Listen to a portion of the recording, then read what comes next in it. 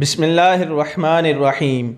امیر المومنین حضرت سیدنا عمر فاروق رضی اللہ تعالیٰ عنہ سے روایت ہے کہ ایک روز ہم حضور صلی اللہ تعالیٰ علیہ وآلہ وسلم کے ہمراہ ہامہ کی ایک پہاڑی پر بیٹھے تھے کہ اچانک ایک بوڑھا ہاتھ میں عصا لیے ہوئے حضور صلی اللہ تعالیٰ علیہ وآلہ وسلم کے سامنے حاضر ہوا اور سلام عرض کیا۔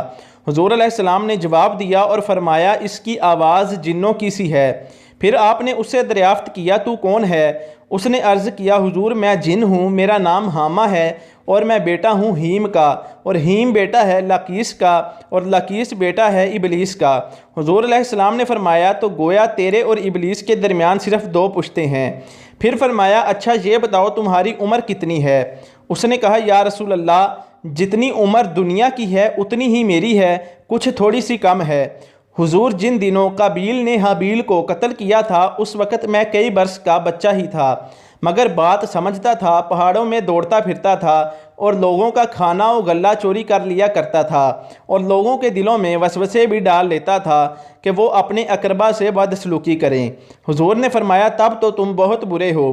اس نے عرض کی حضور مجھے ملامت نہ فرمائیے، اس لیے کہ اب میں حضور آپ کی خدمت میں توبہ کرنے کے لیے حاضر ہوا ہوں۔ یا رسول اللہ میں نے حضرت نوح علیہ السلام سے ملاقات کی ہے اور 1 سال تک ان کے ساتھ ان کی مسجد میں رہا ہوں، اس سے پہلے میں ان کی بارگاہ میں بھی توبہ کر چکا ہوں۔ حضرت ہود، حضرت یعقوب اور حضرت یوسف سلام اللہ علیہم کی صحبتوں میں بھی رہ چکا ہوں اور ان سے تورات سیکھی ہے، اور ان کا سلام حضرت عیسیٰ علیہ السلام کو پہنچایا ہے۔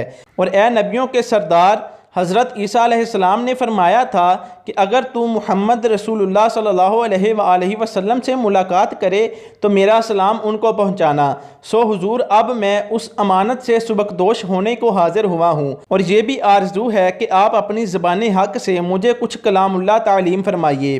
حضور علیہ السلام نے اسے سورہ مرسلات، سورہ عامہ یتساءلون، سورہ اخلاص اور معوذتین اور اذا الشمس کی تعلیم فرمائی، اور یہ بھی فرمایا کہ اے ہامہ جس وقت تمہیں کوئی احتیاج ہو پھر میرے پاس آ جانا اور ہم سے ملاقات نہ چھوڑنا۔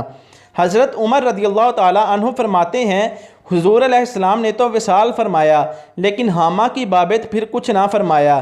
خدا جانے ہامہ اب بھی زندہ ہے یا مر گیا ہے۔ وما علینا الا البلاغ المبین۔